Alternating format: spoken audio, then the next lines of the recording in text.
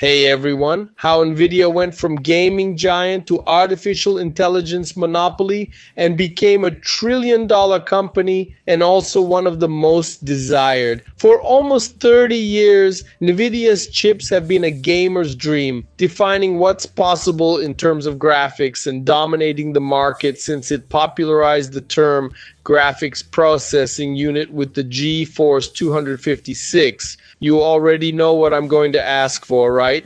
Comment down below if you've ever had a GeForce to play your games or edit your videos, or if you're still trying to raise the money to buy one, okay? Comment down below. I want to answer everyone.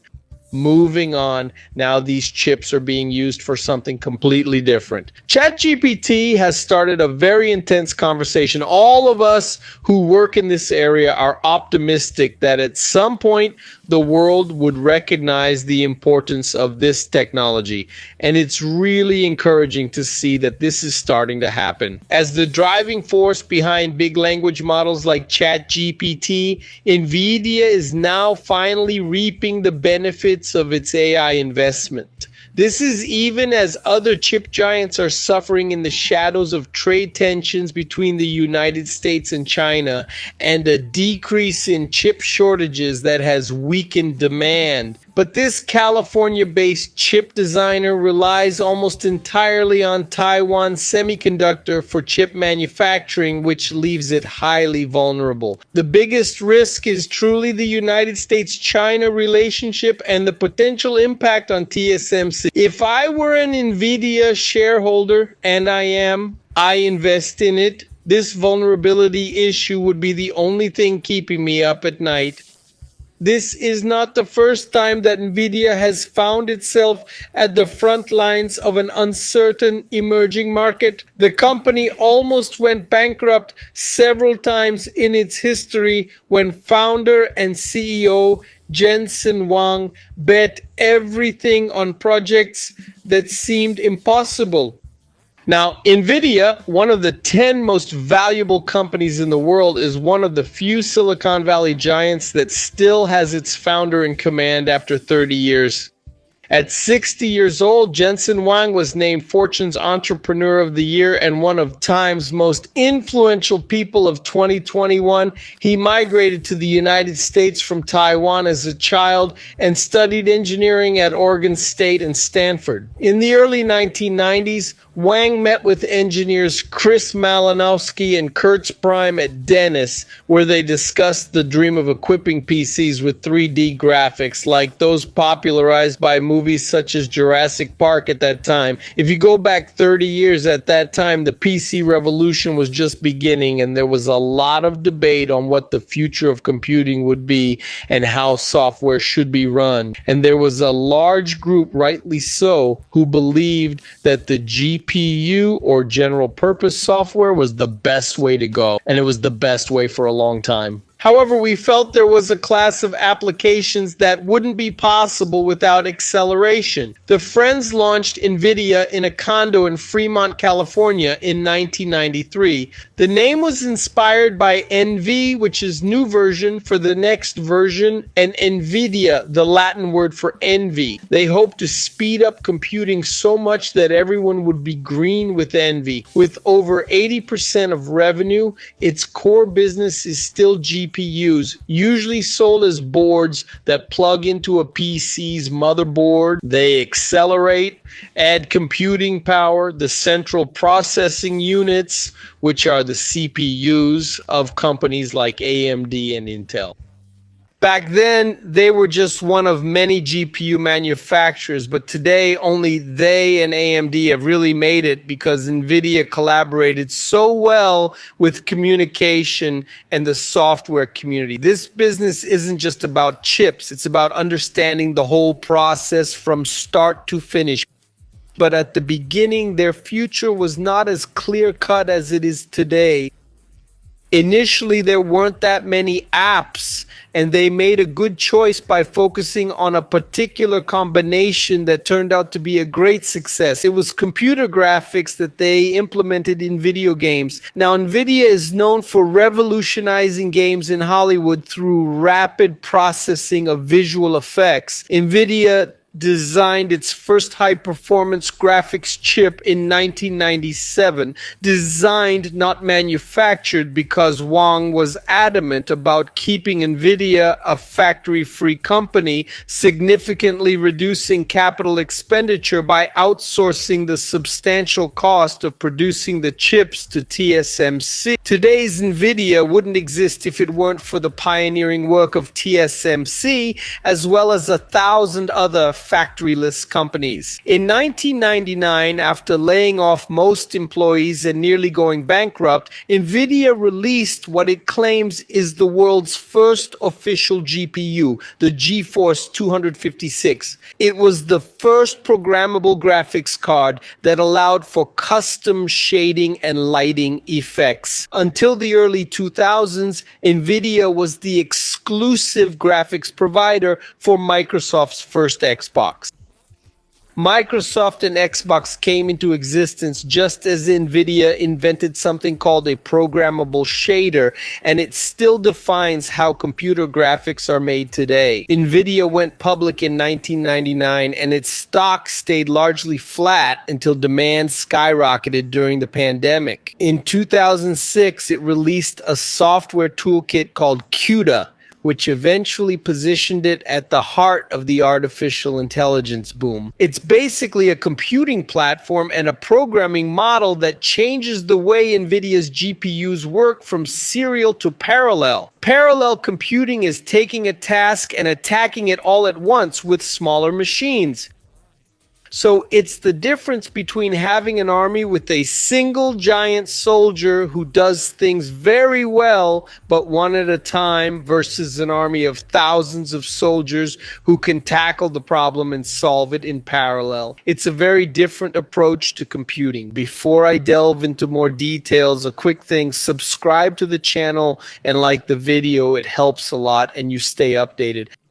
I'm here every day discussing these topics and keeping you informed. Your likes and subscriptions help this project to grow, and the bigger it gets, the more cool videos I can bring to you. Deal? Thank you for your subscription and for liking. Moving on. NVIDIA's big strides haven't always been in the right direction. In the early 2010s, it attempted to break into the smartphone market with its Stegra processor line, but quickly realized that the smartphone markets weren't for it and exited. In 2020, Nvidia finalized a long-anticipated $7 billion deal to purchase data center chip company Mellanox. However, last year, Nvidia was forced to abandon a $40 billion bid to acquire ARM due to substantial regulatory challenges. ARM is a significant CPU company renowned for licensing its ARM architecture to Apple for iPhones and iPads, and to Amazon for Kindles, among others. Many other major automakers. Consider data centers, cloud computing, and likely more, and Nvidia is. Nvidia is present in all the clouds created by every computing company, and then one day a new application that wasn't possible appears out of the blue. For over a decade,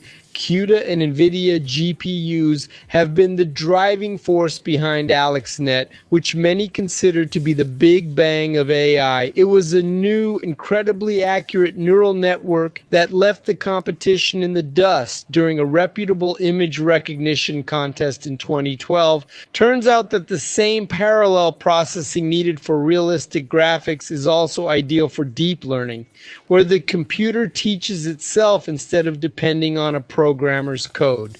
Nvidia had the foresight to invest the whole company in it. They saw about a decade ago that this way of making software could change the world, and they transformed the company from top to bottom and side to side. Every chip they made was focused on artificial intelligence.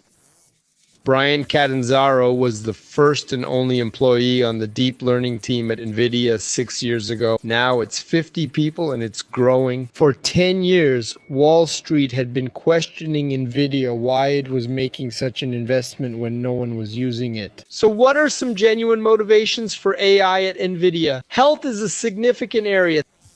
Think about much faster drug discoveries and DNA sequencing that takes hours instead of weeks. Nvidia set a Guinness World Record for a genomic sequencing technique to diagnose patients and administered a heart transplant to one of the test patients. A 13-year-old boy who's thriving today due to this, and also a 3-month-old baby experiencing epileptic seizures who were then prescribed an anti-seizure medication. And there's Nvidia-powered art like the creations of Half-Ganadol that span entire buildings. And when cryptocurrencies started soaring, Nvidia's GPUs became a sought-after tool for digital currency mining, which isn't really a recommended use, but this has created problems because crypto mining has been a cycle of ups and downs. So gaming cards sell out, prices skyrocket, and when the crypto mining boom crashes, there's a big drop on the gaming side. Although Nvidia created a simplified GPU just for mining, it doesn't allow crypto miners to buy gaming GPUs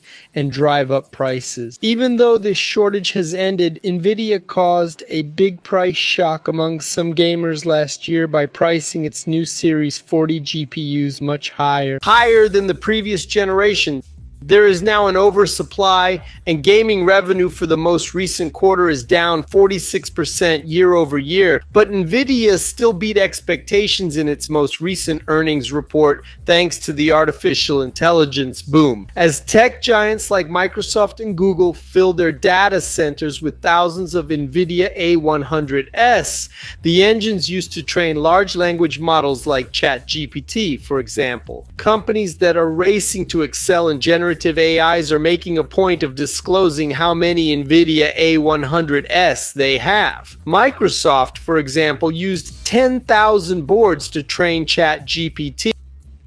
It's very easy to use their products and increase computing power, and once you add that capability, it pretty much becomes the currency of the valley these days. And the next generation after the Ampere, the Roper, has already started shipping. Some applications for generative AI include real-time translation and instant text-to-image conversions. But that's also the technology behind incredibly convincing, and some would say dangerous, deepfake videos, as well as text and audio. Are there ways Nvidia can protect against any of these major fears or incorporate safeguards? Is there any such possibility of protection? Nvidia believes that the protective measures they are developing as an industry on how AI will be used are extremely important. They're trying to find ways to authenticate content so they can tell if a video was created in the real world or virtually, a kind of watermark in the code. The same goes for text and audio, but being at the center of the generative AI boom doesn't make Nvidia immune to broader market concerns. In October, the United States introduced sweeping new regulations that prohibited the export of high-end AI chips to China, including Nvidia's A. Also, about a quarter of its revenue comes from mainland China. How do you mitigate investor fears regarding the new export controls? There are two matters of concern. One, will China eventually claim control over the island of Taiwan? Will it? Will it not? And two, is there a viable contender to TSMC? Right now, Intel is aggressively trying to get there, aiming to achieve this by 2025. Let's wait and see. And this is not only a risk for Nvidia, it's also a risk for AMD, Qualcomm, and even Intel. It's the main reason why the United States passed the chip bill last summer, designating $52 billion to encourage chip companies to manufacture on American soil. Now TSMC is investing $40 billion to erect 2 chip factories in Arizona. The truth is that TSMC is a highly important firm, and there's only one of such in the world. For both us and them, it is crucial to invest in diversity and redundancy. Then there's the chip shortage issue. As it ends and supply meets demand, certain chip types are undergoing a price fall. However, for Nvidia, the chatbot surge means that the demand for its AI chips keeps expanding, at least for now. You see, their biggest challenge is how to stay ahead, because their customers might also turn out to be their competitors. Microsoft could potentially attempt to design these internally. Both Amazon and Google are already engaged in in-house design. Tesla and Apple are also creating their own custom chips.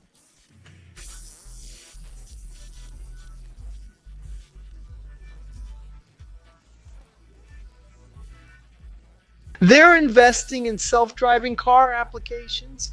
And that's right, Amazon and others use Nvidia to feed robots in their warehouses and to create digital copies of these huge spaces and run simulations to optimize the flow of millions of packages every day. Steering units like these in Nvidia's robotics lab are powered by Tegra chips that previously didn't do so well in mobile phones. Now they're used to power the world's biggest e-commerce operations. Nvidia's Tegra chips were also used in the Tesla Model 3 from 2016 to 2019. Tesla now uses its own chips, but Nvidia is developing self-driving technology for other car manufacturers, like Mercedes-Benz, for example. That's why we call it Nvidia Drive. And basically, Nvidia Drive is a scalable platform, whether it's used in simple driver assistance systems like brake alerts, emergency alerts, pre-collision warning, or just to keep the car in its lane on cruise control, up to a robot taxi that does everything, driving everywhere in any weather condition, in any type of weather. What would Nvidia say to gamers if it kept its focus fully on gaming? Well, if it wasn't for all of Nvidia's work in physics simulation, if it wasn't for all the research in artificial intelligence, what wouldn't they get on a GeForce RTX? Because that wouldn't be possible, and they explain. Launched in 2018, RTX is Nvidia's next big move into graphics with a new technology called ray tracing. To advance computer graphics in video games to the next level, they had to innovate and challenge themselves by simulating the paths of light and doing it all with regenerative AI. So they computed a pixel and imagined how the AI uses other sets. It's truly amazing. Imagine a puzzle where they give you 1 out of 8 pieces and somehow the AI fills in the rest. Ray tracing is used in over 300 games now, such as Cyberpunk 2077, Fortnite, Minecraft, and the Nvidia GeForce GPUs in the cloud allow full quality streaming of over 1,500 games to almost any PC. This also makes simulations possible, modeling how objects would behave in real-world situations. Consider weather forecasts or self-driving technology informed by millions of miles of virtual roads. All this is part of what Nvidia calls the Omniverse, which Wang refers to as the company's next big bet. Nvidia now has over 700 customers testing, ranging from the automotive industry to logistics warehouses to wind turbine plants. That likely represents the biggest container for all of Nvidia's technology. Computer graphics,